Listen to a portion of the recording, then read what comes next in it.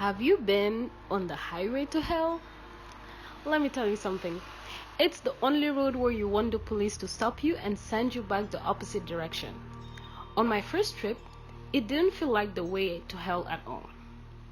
I knew I was on a journey, but somehow I felt that the destination would be peaceful. I started talking about the trip long before actually taking it. I just didn't think I'd have the chance or balls to do it.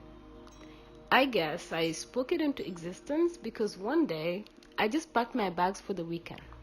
There I was, going down an unknown road. I was not driving very fast and only started seeing road signs after 30 minutes. I was shocked at first because one of the signs actually read 100 miles from hell. I don't know what surprised me the most, to be honest, the explicit signs or me going to hell. All those good values that I was raised to live by flew out the window. They were gone as I entered Route 6. I don't think you understand how unbelievable this whole thing is. I'm here, alive, and telling you about my trip to hell. If this story shows any resemblance to fiction, it's pure coincidence. After some time, I started feeling the car speed up.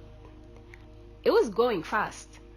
I couldn't control it, but I loved it. It was so good. One of my secret dreams is to be in a Formula One race. I have this thing for high speed. I enjoyed the drive and decided to stop for a meal. Yes, the highway to hell has the nicest restaurants. It was the best food I've had and I ate so much that I needed a nap. Best sleep of my life. I woke up in my room as peaceful as an angel. But what happened? Maybe someone up there decided that my soul was too good to be in hell. Well, you'd think that I'd take this as a chance for redemption. I was given a ticket back to life, yet I was too curious to not go back to hell. That trip was a tease and I packed my bags again. There I was, going down a now familiar road. I was driving very fast and after 5 minutes the road signs read 0 miles from hell.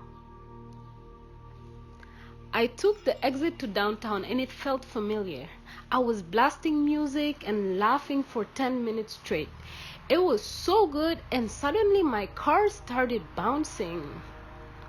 I was feeling myself and I thought the world would stop if I just said, "Stop!" It was fun at first, but the car started going wild. It was jumping, jumping, jumping. It was flipping, sliding, speeding, flipping again, then bouncing. It was going crazy, and so was I. I started freaking out, and that second trip didn't feel like a good idea anymore. It seems like, yo, whoa, you only warned once, and I shouldn't have come back. At some point, I was seeing creatures whose monstrosity went beyond centuries of human imagination. Suddenly, I got lifted from the ground and put on a roller coaster with what felt like a 1-mile high vertical drop. I'm not sure how my organs survived this, but I was on my feet after that. I slowly walked to the grass, which was burning hot. I was so thirsty that my lips locked to keep the little hydration I had left in my mouth. At that point, I didn't mind the grass because at least it was moving at 0 kilometers per hour.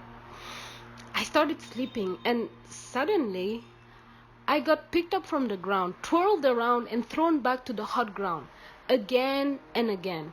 It felt like a nightmare, but then I was in hell. I shouldn't have expected any less.